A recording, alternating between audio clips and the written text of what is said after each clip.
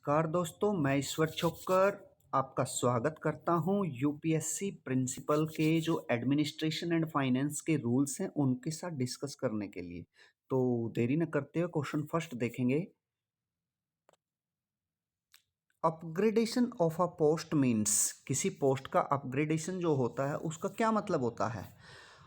Abolition of the post in lower grade and creation in higher grade. नीचे वाली grade का जो post है वो तो खत्म हो जाती है और हायर ग्रेड की पोस्ट जो है वो उस पैदा की जाती है, उसको बोलते हैं अपग्रेडेशन ऑफ अ पोस्ट। तो answer A, abolition of the post in lower grade and creation in higher grade, उसको बोलते हैं upgradation of a post.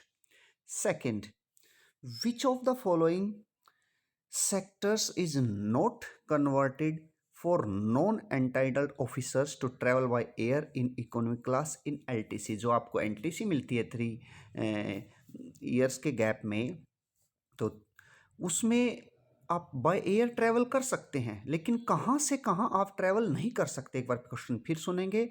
Which of the following sectors is not covered, जो नीचे सेक्टर्स दिए गए हैं वो कौन सा सेक्टर कवर नहीं किया जाता for non entitled officers to travel by air in economic class in LTC.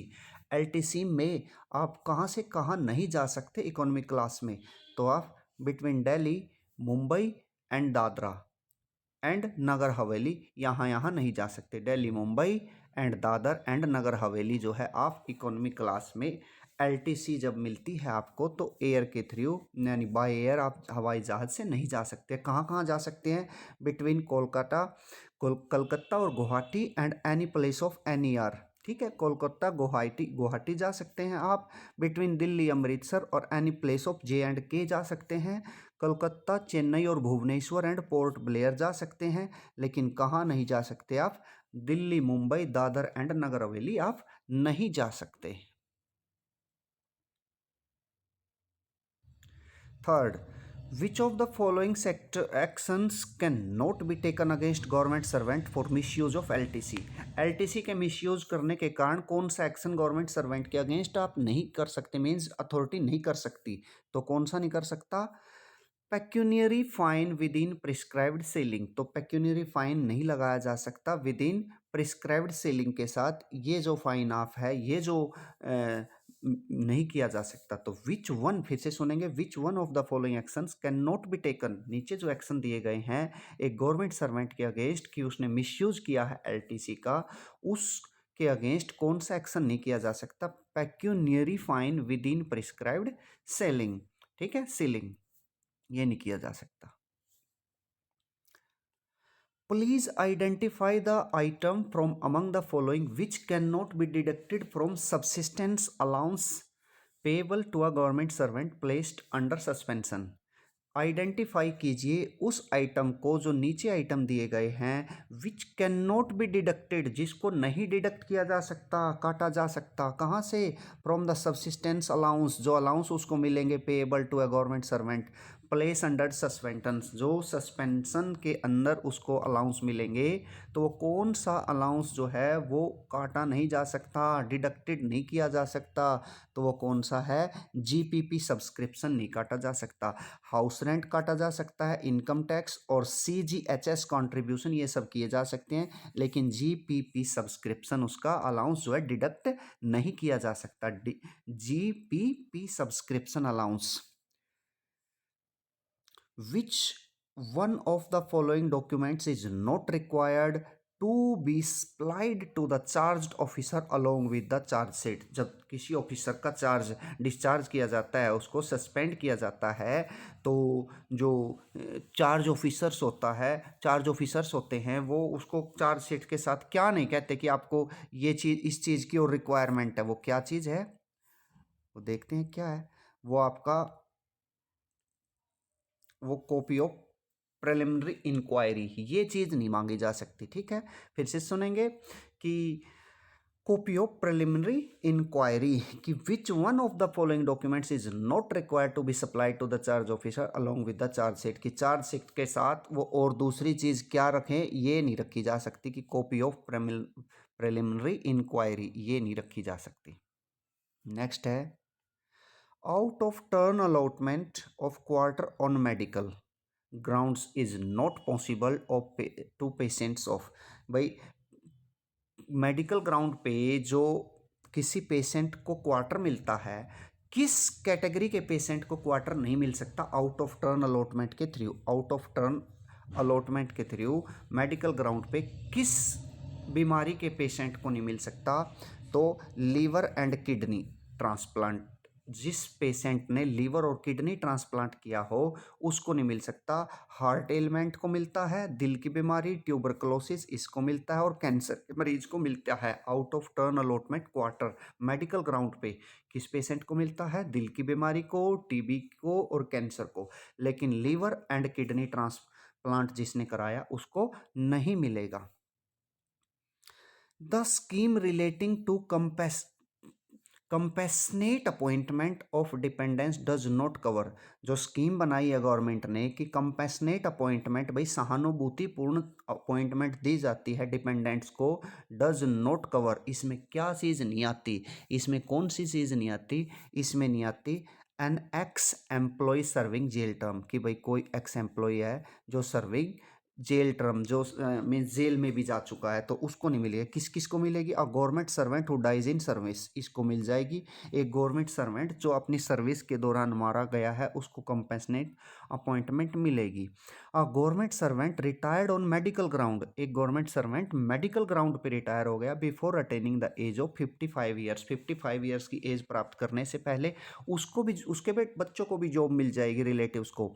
और a member of armed forces boarded out but unfit for civil service, जो बोर्डेड आउट तो हो गया लेकिन सिविल सर्विस के लिए अनफिट है, उसके रिलेटिव को भी जॉब मिल जाएगी। लेकिन उसको जॉब नहीं मिलेगी जो an ex employ serving jail terms, ठीक है, इसको नहीं मिलेगी। Which one of the following transaction require permission under CCS conduct rule 1964?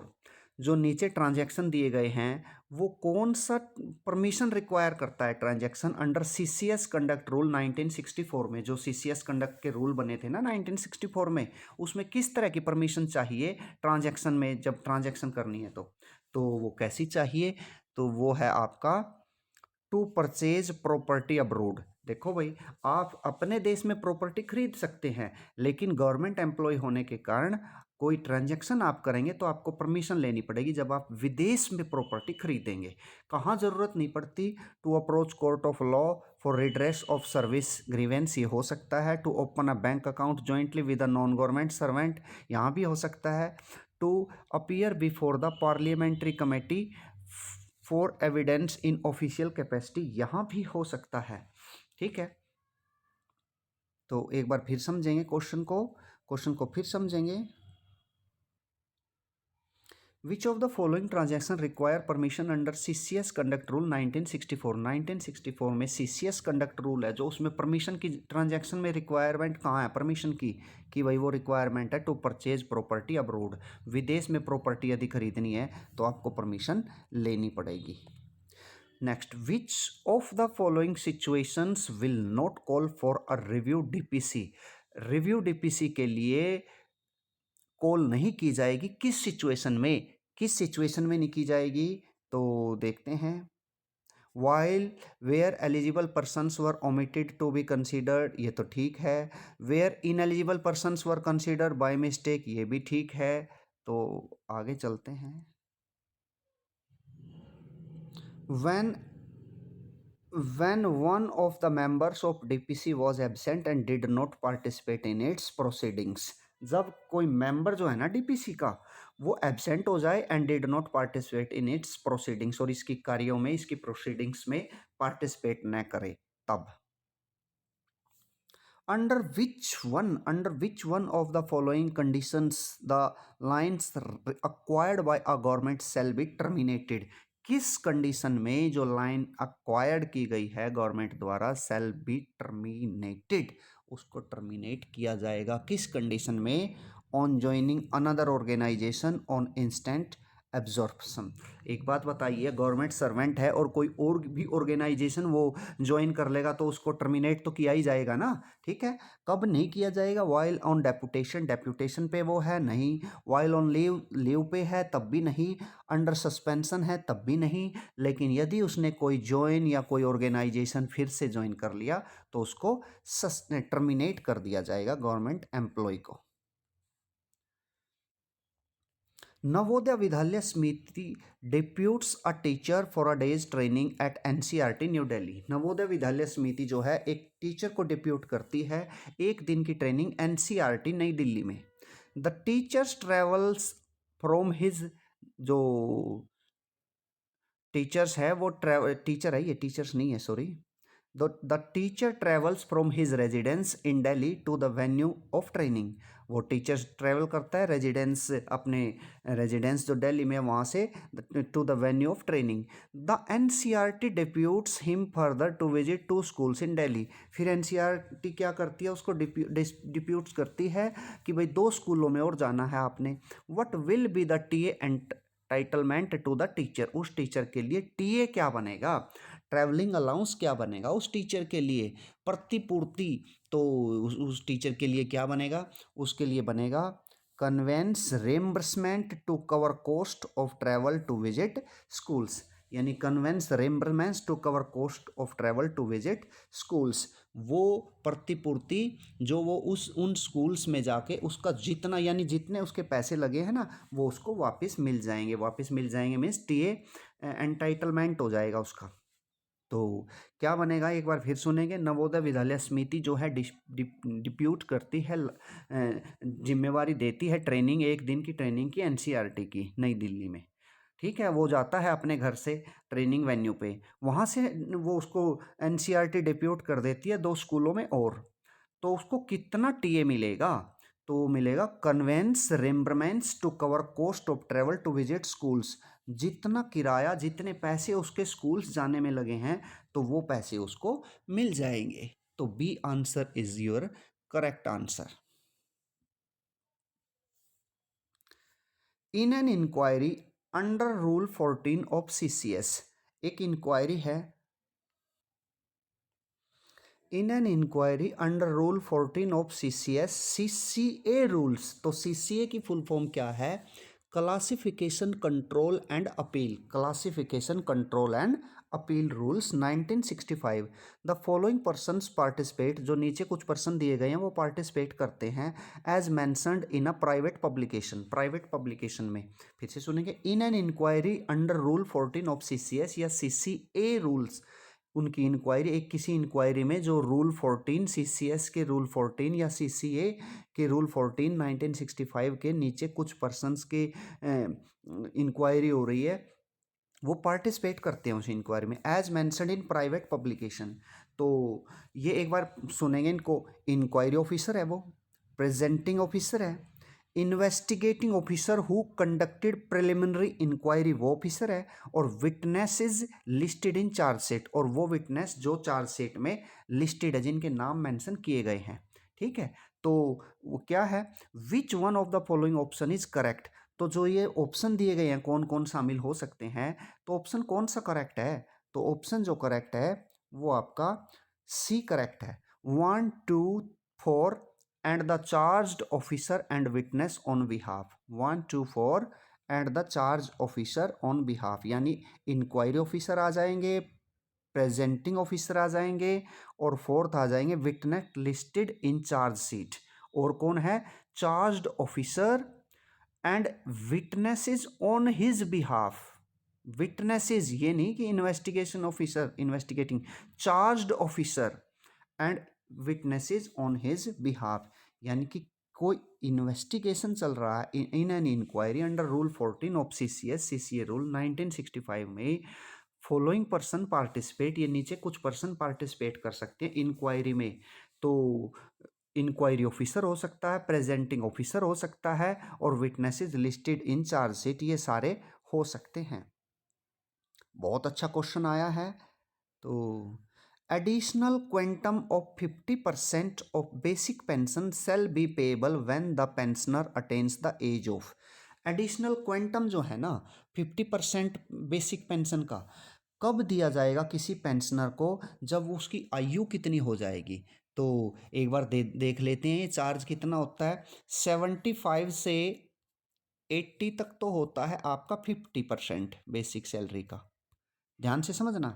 तो यहाँ मांगा है आपने 50%, तो स्टार्टिंग से चलेंगे। 75 से 80 की यदि आपकी एज है तो यानी मोर देन 75 और लेस देन 80 तो 15% है, ठीक है। फिर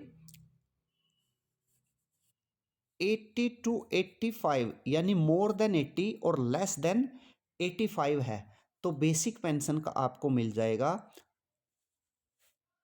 20%। कितने परसेंट? 20%।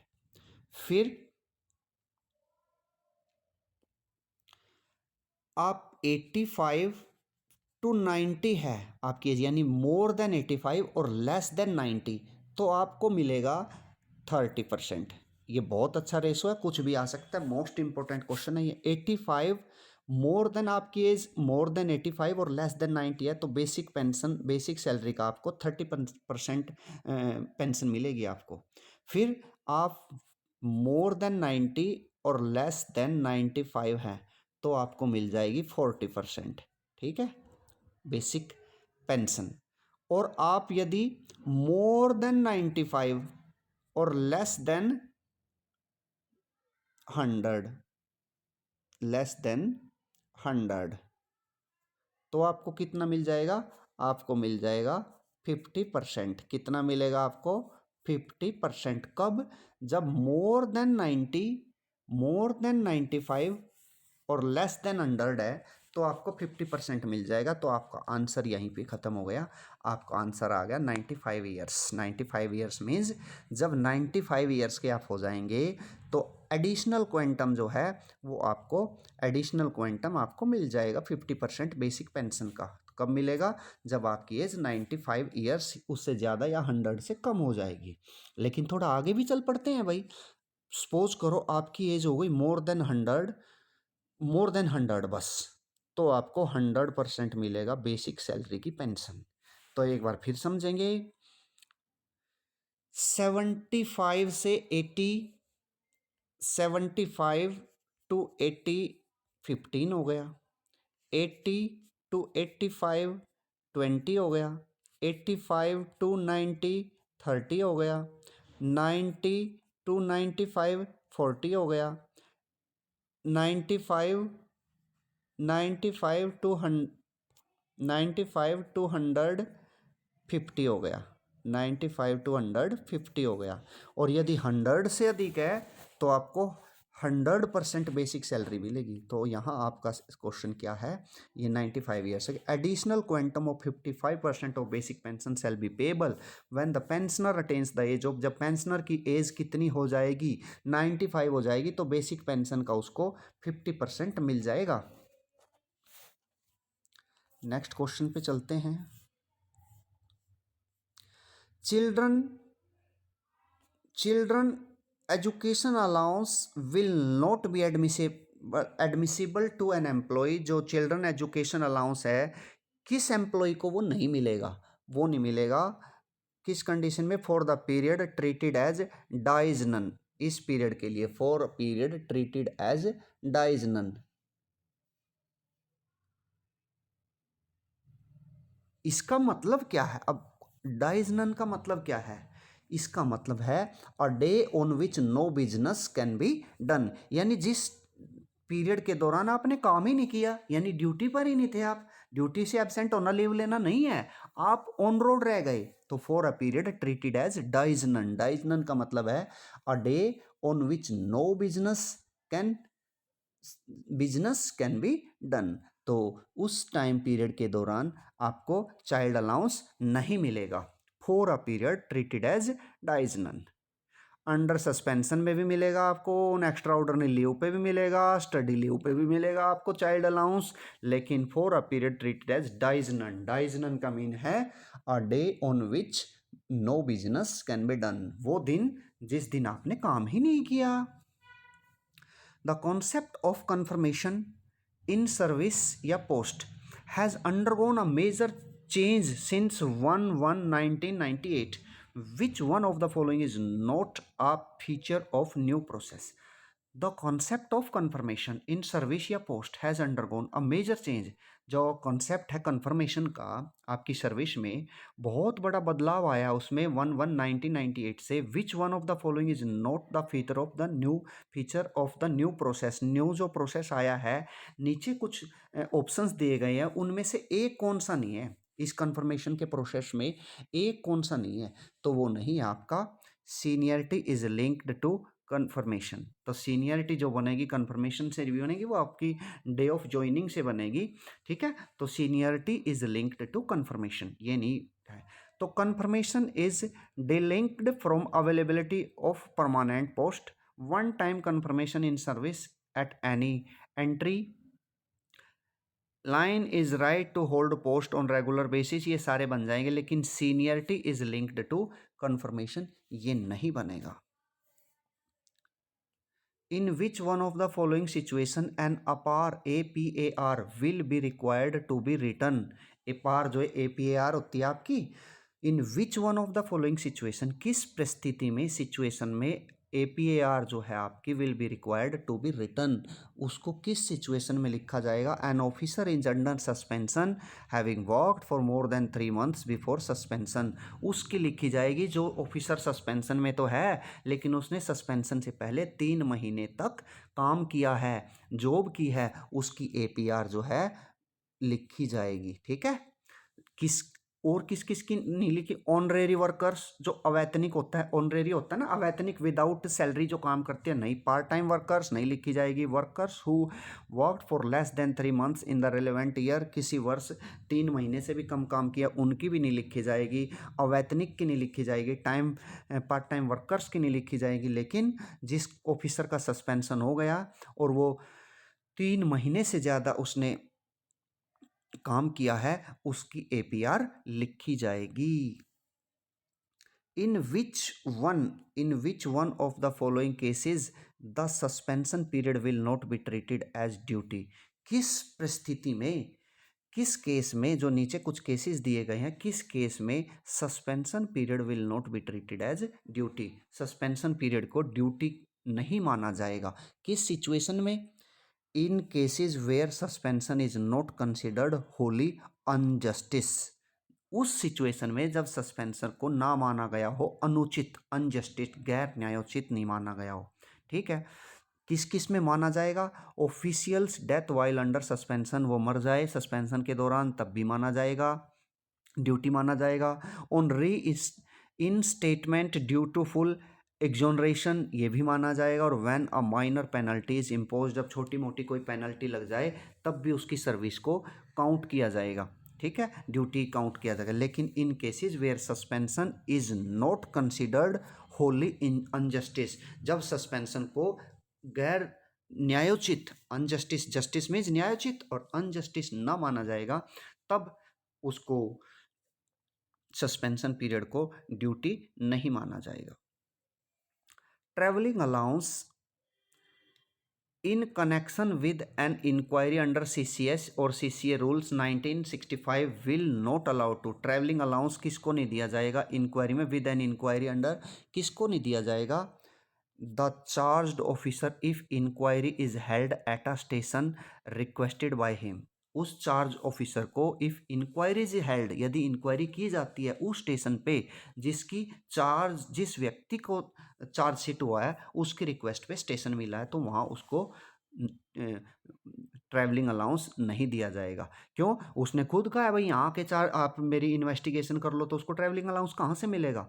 तो the charged officer if inquiry is held, inquiry की जा रही है, की जाती है at the station requested by him, जो जिसका चार्जशीट हुआ है, जो सस्पेंड हुआ है, जो ऑफिसर्स को पेनल्टी लगी है, यदि उसके कहे गए प्लेस पर इंक्वायरी हो रही है तो उसको ट्रैवलिंग अलाउंस नहीं मिलेगा CCA रूल 1965 के अकॉर्डिंग. किस किस को मिलेगा? प्रेजेंटिंग ऑफिसर को मिलेगा, विटनेसेस ऑफिशियल नॉन ऑफिशियल को मिलेगा, defence assistant if the inquiry is held at is enquirer, इन सब को मिलेगा. In which of next 19, in which one of the following eventuality the extraordinary leave will not count for increment. किस परिस्थिति में extra ordinary leave जो है, EL जो है, एक्स्ट्रा ऑर्डिनरी लीव जो है will not count for increment, increment में वो काउंट नहीं होगी। किस में काउंट नहीं होगी वो? इंक्रीमेंट में। तो देख लेते हैं किस में काउंट नहीं होगी भाई।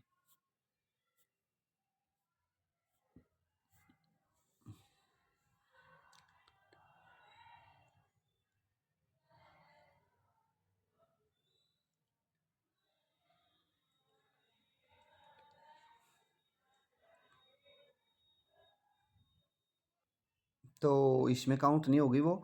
For pursuing higher studies for appearing in competitive examination. Pursuing higher study means in which of the following eventually the extraordinary leave will not count for increment. यदि वो क्या कर रहा है? वो कर रहा है pursuing higher studies for appearing in competitive examination. Higher study के लिए परसू कर रहा है और अपियर हो रहा है किसी कम्पिटिटिव एग्जामिनेशन में, तो एक्स्ट्रा ऑर्डिनरी लीव उसको नहीं दी जाएगी leave.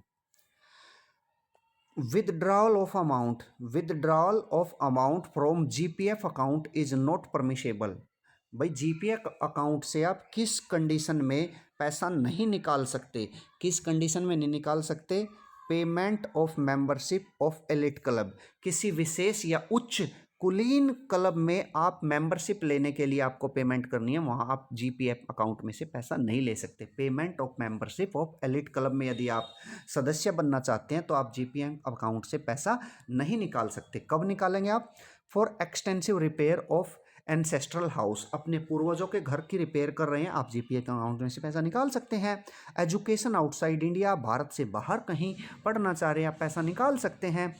Meeting expenses in connection with illness of family members. भाई आप कोई फैमिली मेम्बर आपका बीमार पड़ गया है तो आप उससे मिलने जा रहे हैं, वो खर्चा आपका हो रहा है, तो वहाँ पैसा निकाल सकते हैं। लेकिन आप यदि किसी एलिट क्लब का, किसी उच्च कुलीन क्लब का सदस्य उसकी मेंबरशिप लेना चाह रहे हैं, तो वहाँ आप जीपीएफ अकाउंट से पैसा नहीं निकाल सकते।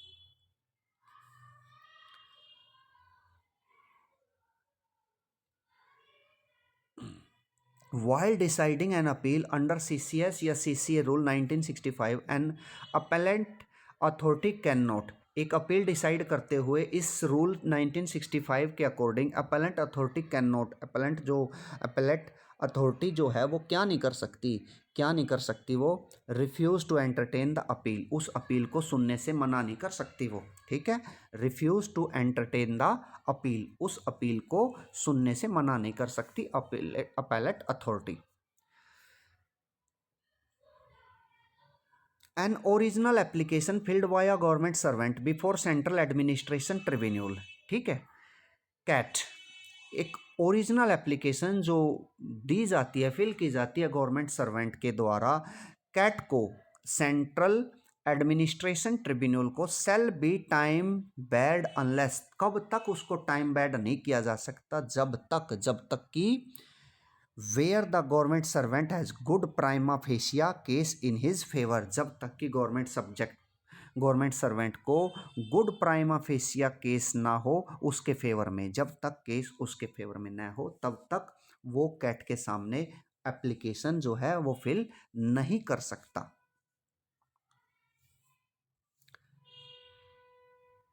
Which one of the following is not a benefit extended to officers posted to northern east region? Which one of the following is not benefit extended? कौन सा फायदा नहीं दिया जाएगा उन ऑफिसर्स को जो नॉर्थ ईस्ट रीजन में पोस्टेड है? नॉर्थ ईस्ट रीजन में पोस्टेड है तो एडिशनल चांसेस इन अपियरिंग कम्पिटिटिव एग्जाम, ये नहीं मिलेगा उसको extra charge, additional chance in appearing competitive exam, किसी कम्पिटिटिव एग्जाम में। लेकिन रिटेंशन ऑफ क्वार्टर मिलेगा, बेनिफिट टू HRA और एडिशनल LTC फैसिलिटी, ये सारी मिल जाएगी नॉर्थ ईस्ट रीजन के ऑफिसर को। लेकिन एडिशनल चांसेस इन अपियरिंग कॉम्पिटिटिव एग्जाम इसको नहीं मिलेगा। Which one of the following payment can be permitted by cash और cheque at the option of the government servant? कौन सी पेमेंट दी जा सकती है कैश और चेक द्वारा किसी गवर्नमेंट सर्वेंट को?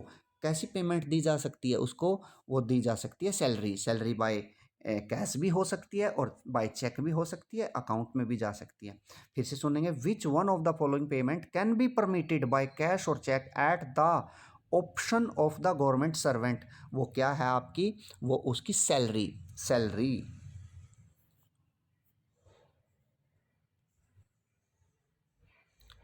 Which one of the following is a major penalty under CCS Rule 1965? Major penalty कौन सी है CCS Rule 1965 के अकॉर्डिंग?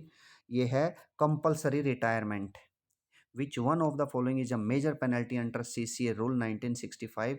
ये है कंपलसरीली रिटायरमेंट। बड़ी पेनल्टी है भाई कंपलसरी रिटायरमेंट, उसको पहले रिटायरमेंट कर दे। Compulsory retirement, compulsory retirement. The inquiry authority appointed under rule 14 of CCS, तो यानी कि रूल 14 जो है, ये क्वेश्चन भी हो गया। तो इंक्वायरी अथॉरिटी अपॉइंटेड कब किस रूल के अंडर की जाती है? रूल 40 ऑफ CCS और CCA rule 1965। Can not someone, वो समन नहीं दे सकती। किस कंटेक्स्ट में समन नहीं दे सकती?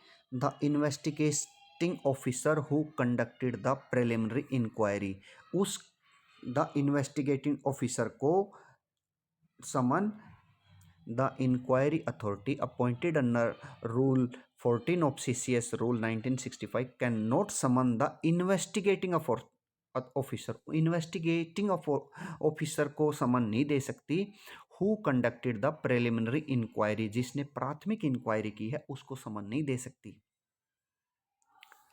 A government servant has to take permission, एक गवर्नमेंट सर्वेंट को परमिशन लेनी होती है for appearing before a committee for evidence, किसी कमेटी के सामने अपीयर होने के लिए, फॉर एविडेंस, अपने एविडेंस देने के लिए। इफ़, यदि, क्या किया जाना हो, यदि evidence to be given before an arbitrator appointed in terms of a private contract. Evidence to be given, evidence दिए जाने हो in any judicial inquiry, evidence to be given before an arbitrator, arbitrator होता है मध्यस्थ, appointed in terms of a private contract, किसी private contract के through appoint किया गया हो।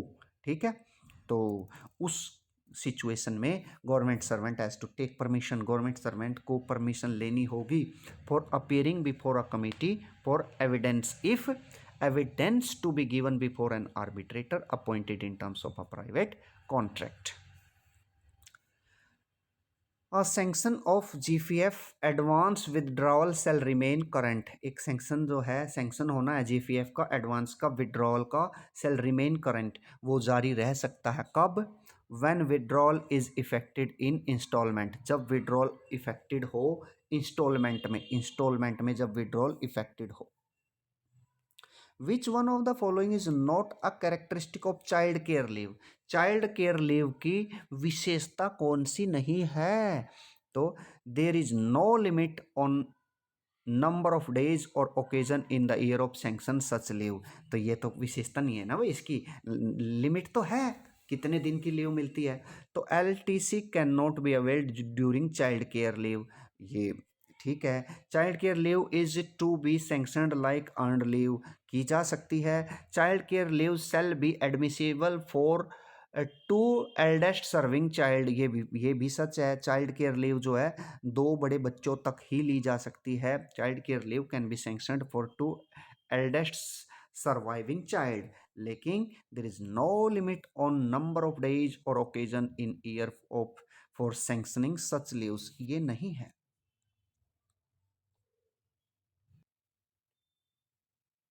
When a government servant covered under new pension scheme in transferred, the DDO should clearly indicate in LPC details on the following items expect। जब एक government servant cover करता है under new pension scheme यानी NPS is transferred, the DDO should clearly indicate, DDO को निश्चित तौर पर दिशा निर्देश देना चाहिए इन LPC डिटेल्स में on the following items except, किस नीचे दिए गए आइटम में से किसकी बजाय, ठीक है, एक्सेप्ट एक को छोड़ के, किसको छोड़ के? Details of amount standing in is credit in GPF account, इसकी डिटेल नहीं देनी चाहिए ना, तो details of amount standing at his credit in GPF account, ये डिटेल नहीं देनी। परमानेंट पेंशन अकाउंट नंबर देना चाहिए। The month up to which government servant's contribution has been transfer to the pension fund, किस टाइम तक दिया जाए ये भी दिया जाना चाहिए। The month up to which the government contribution has been sent to pension fund ये भी देना चाहिए। या details of the amount standing in is credit in GPF कि कितना अमाउंट है उसके क्रेडिट में, ये नहीं देना चाहिए, उसके अकाउंट में ये नहीं देना चाहिए। और demi officers officials letter is, demi official letter कैसा लेटर होता है? बहुत अच्छा क्वेश्चन है भाई। डेमी ऑफिशियल लेटर जो है is written in a personal and informal tone, personal और इनफॉर्मल यानी औपचारिक और अनौपचारिक टोन में लिखा जाता है। To invite personal attention of the addressee, personal attention gain करने के लिए, लेने के लिए एड्रेसी जिसको एड्रेस किया गया उसको बोलते हैं डेमी ऑफिशियल लेटर। तो डेमी ऑफिशियल लेटर क्या होता है? एक letter which is written in a personal और पर्सनल और इनफॉर्मल, व्यक्तिगत और इनफॉर्मल टोन में, to invite personal attention of the addressee, उसको बोलते हैं demi official, demi official. what is starred parliament question? Starred parliament question क्या है? What is starred parliament question? A question for oral reply with provision for supplementary question. स्टार्ड parliamentary question क्या है? एक question for oral reply, oral जवाब के लिए, मौखिक जवाब के लिए, with provision for supplementary question, जो सप्लीमेंट्री उसका सहायक क्वेश्चन पूछता है ना, उस को समर्थन देने के लिए। तो स्टार्ड पार्लियामेंट क्वेश्चन क्या होता है? एक question for oral reply. Starred parliament question is a question for oral reply with provision for supplementary question. When an officer is deputed on training in India, जब किसी ऑफिसर को डिप्यूट किया जाता है ट्रेनिंग के लिए भारत में, विच one of the following is not a correct statement about entitlement of DA? तो करेक्ट स्टेटमेंट क्या नहीं है? Entitlement of DA, daily allowance जो है उसके लिए करेक्ट क्या नहीं है? क्या नहीं है? 1/4 DA beyond 180 days if boarding या लॉजिंग इज नॉट प्रोवाइडेड। तो 1/4 DA beyond 80 days, 180 days, 180 days में 1/4 DA नहीं मिलेगा इफ बोर्डिंग या loading not provided. Government policy on reservation does not cover appointment, government policy जो है रिजर्वेशन की वो किस अपॉइंटमेंट को कवर नहीं करती? किसको नहीं कवर करती? ऑन डेप्यूटेशन, ठीक है। थ्रू डायरेक्ट रिक्रूटमेंट में भी होती है ये, प्रमोशन में भी होती है, थ्रू डिपार्टमेंटल कम्पिटिटिव एग्जामिनेशन में भी रिजर्वेशन पॉलिसी होती है, लेकिन डेप्यूटेशन करने में कोई भी रिजर्वेशन पॉलिसी फॉलो नहीं की जा सकती, ठीक है। तो यानी रिजर्वेशन पॉलिसी किस किस एरिया को कवर करती है? डायरेक्ट रिक्रूटमेंट, ठीक है, प्रमोशन, ठीक है, डिपार्टमेंटल कम्पिटिटिव एग्जामिनेशन ये भी है, लेकिन डेप्यूटेशन में ये फॉलो नहीं करती। Premature increments can be granted to a person appointed to a post. Premature जो इंक्रीमेंट है वो दी जा सकती है एक व्यक्ति को जो अपॉइंटेड किया गया किसी पोस्ट पे, by an authority who is competent in sanction such post, जो योग्य है इस तरह की पोस्ट के लिए। 3 such increments granted to an appointee are found to erroneously granted, ठीक है, 3 दिए जा सकते हैं। Who is competent to refix the pay withdrawal such increment, तो इस वो अथॉरिटी कौन है जो इस तरह के विड्रॉइंग इंक्रीमेंट जो को फिक्स करता है, जो, तो वो कौन है? वो है आपका इम्परमिसिबल टू विड्रॉ सच इंक्रीमेंट। इम्परमिसिबल, तो इम्परमिसिबल टू विड्रॉ सच इंक्रीमेंट्स, इस तरह के इंक्रीमेंट्स लेने के लिए उसको परमिशन नहीं दी जाएगी। वाइल कंडक्टेड सैंपल वेरिफिकेशन, ध्यान से सुनना भाई, of stores in a library is found that from amongst 50,000 books cover 20,000 volumes were consulted या issued and 100 volume including 1 rare title were missing. 100 volume including one rare title were missing. Which one of the following option is open to the competent authority to take action in terms of GFR 194? तो कैसा action लिया जाएगा GFR 190? यदि किसी library में कुछ books में से कुछ बुक्स मिसिंग है और एक ही टाइटल की बुक्स मिसिंग है, तो कैसा टाइटल क्या एक्शन लिया जाएगा?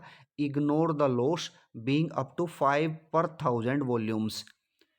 Ignore the loss being up to 5 per 1000 volumes used and take appropriate action after investigating for loss of rare volume. किसी दुर्लभ वॉल्यूम का यदि लॉस हुआ है तो उसको आपको इग्नोर करना पड़ेगा.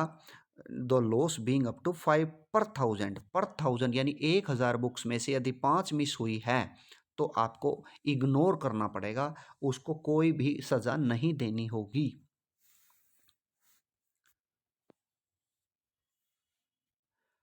A government servant selected for discharge on account of abolition of his post is entitled to compensation pension.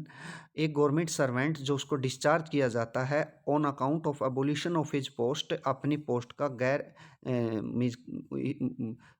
अपनी पोस्ट के एबोल्यूशन के लिए is entitle to compensation pension. उसको कंपनसेशन सहानुभूतिपूर्ण पेंशन दी जाने के लिए उसको चिन्हित किया जाता है. तो which one of the following is incorrect? इनमें से इनकरेक्ट क्या है? इनकरेक्ट क्या है?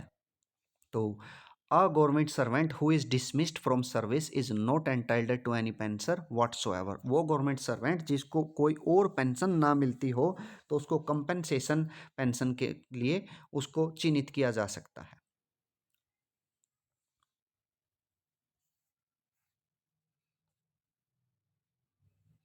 A government servant who takes advance from public funds has to give surety if. एक गवर्नमेंट सर्वेंट जो एडवांस लेता है पब्लिक फंड से हैज़ गिव श्योरिटी इफ़, उसको श्योरिटी देनी होती है यदि वह if he is temporary central government employ. यदि वो टेम्परेरी सेंट्रल गवर्नमेंट एम्प्लॉय है तो उसको श्योरिटी देनी होती है. Which one of the following is not a facility extended to the working spouses? जो कौन सी which one of the following is not a facility extended to the working spouses? जो वर्किंग स्पाउसेज जो हैं, जो पेयर वर्क कर रहे हैं इकट्ठे ही, तो कौन सी फैसिलिटी उनको नहीं दी गई है? कौन सी फैसिलिटी नहीं दी गई है? Additional LTC if the employer fails to post both of them to same position. Additional extra LTC यदि दोनों employer if the employer fails असफल हो जाते हैं to post both of them to same station, यदि दोनों सेम स्टेशन पर husband और वाइफ जो है सेम स्टेशन पे है तो फिर उनको एडिशनल एलटीसी नहीं दी जाएगी यदि वो अपने आप को if the employer fails to post both of them to same station, यदि दोनों हस्बैंड और वाइफ सेम स्टेशन पे पोस्टिंग न करा पाएँ तो एडिशनल एलटीसी उनको नहीं दी जाएगी. An offence under POCSO act 2012 regarding sexual abuse of a male child has been brought to the notice of school principal with an informal request from parent to keep the matter to himself to avoid bad name. What is the responsibility of the principal under law? An offense, फिर से सुनेंगे, an offense under POSCO act 2012, यानी कि POCSO act जो है वो कब था? वो 2012. रिगार्डिंग सेक्सुअल अब्यूज, कोई छेड़खानी करता है male child has been brought to the notice of the school principal, उसको ला दिया जाए स्कूल के प्रिंसिपल के नोटिस में विद एन इनफॉर्मल रिक्वेस्ट के साथ from parents. Parents informal request करे कि to keep the matter to himself, ये बात अपने ही तक रखो, टू अवॉइड बैड नेम, जिससे कि उनका नाम खराब ना हो. What is the responsibility of the principal under law? नियम के अनुसार प्रिंसिपल की क्या रिस्पॉन्सिबिलिटी होती है? बहुत अच्छा क्वेश्चन है भाई. क्या रिस्पॉन्सिबिलिटी होती है? Report the matter to police, कि वो मैटर को पुलिस को रिपोर्ट कराए. Report the matter to police.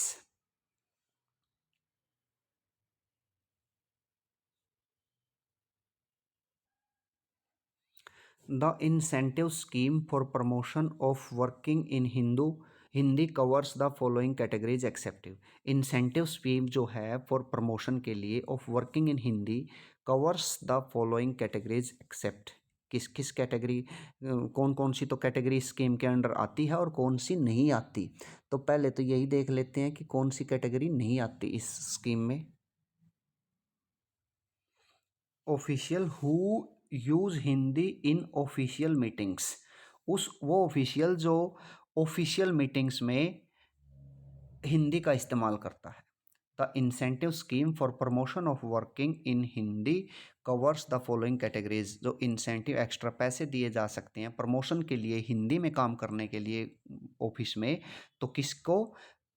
Official who use Hindi in official meetings, इसको छोड़ के officers who give dictation in Hindi, officers working in A and B region who write more than 20,000 words in Hindi in a year in their official work, या official posted in C region who write not less than 10,000 words in Hindi in a year।